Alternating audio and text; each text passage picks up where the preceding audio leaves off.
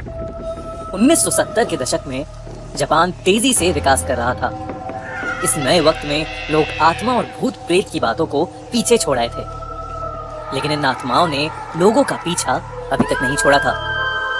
कुछ ऐसी घटनाएं हुई जिसके बारे में सुनने पर लोगों के रोंगटे आज भी खड़े हो जाते हैं। यह है कुचिसाके ओना, एक अर्बन हॉरर लेजेंड की असली कहानी, जिसकी वजह से 1970 के दशक में पूरा जापान खौफ में था। कुचिसाके का खौफ जापान में इतना ज्यादा था कि बच्चों को उनके पेरेंट्स स्कूल ही नहीं भेजते थे। वो उन्हें खेलने के लिए भी नहीं जाने देते थे और घर से बाहर नहीं निकलने देते थे। लेकिन दोस्तों, क्या है ये कुचिसाके ओना की कहानी? कहा जाता है कि एक औरत की आत्मा जापान की गलियों में भटकती रहती है।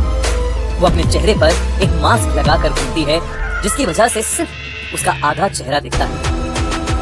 वो अक्सर रास्ते से गुजरने वाले बच्चों को रोककर उनसे सवाल पूछती है, क्या मैं खूबसूरत हूँ?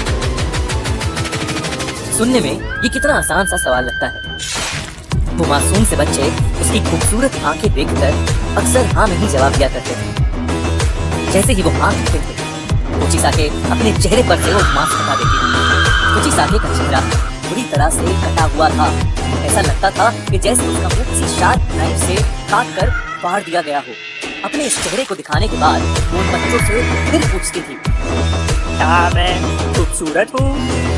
इस चेहरे को देखने के बाद अक्सर बच्चे डर जाते थे। अगर वो हाँ में जवाब देते थे तो कुचिसाके अपनी बड़ी सी कैंची से उन बच्चों का मुंह अपने मुंह की तरह बीच से काट देती थी। बहुत ज्यादा खून बहने की वजह से बच्चों की मौत हो जाती थी। लेकिन अगर वो बच्चे ना में जवाब देते थे तो वो औरत बिना कुछ सोचे समझे उन्हें उसी कैंची से मार देती थी। लेकिन कहां से आई कुचिसाके? कौन थी ये? कहा जाता है कि कुचिसाके ओना पहले एक बहुत खूबसूरत औरत थी, जिसे अपनी खूबसूरती पर बहुत नाज था। उसका पति एक समुराय जो कि उससे बहुत प्यार करता था। एक दिन उसका पति युद्ध लड़ने के लिए गया और वो काफी समय तक वापस नहीं आया। कुचिसाके उन दिनों अकेले रहा करती थी। जब उसका पति वापस आया तो उसने देखा कि उसकी पत्नी का पैर एक गैर आदमी के साथ चल रहा है।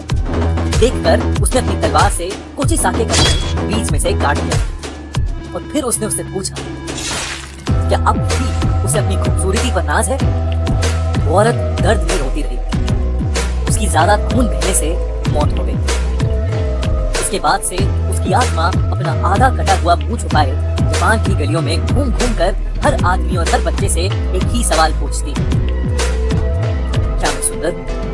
अगर आपने ना में जवाब दिया तो आप इसका चेहरा बिना देखे मारे जाएंगे, और अगर आपने हाँ में जवाब दिया तो भी आप इसका चेहरा देखकर मारे जाएंगे।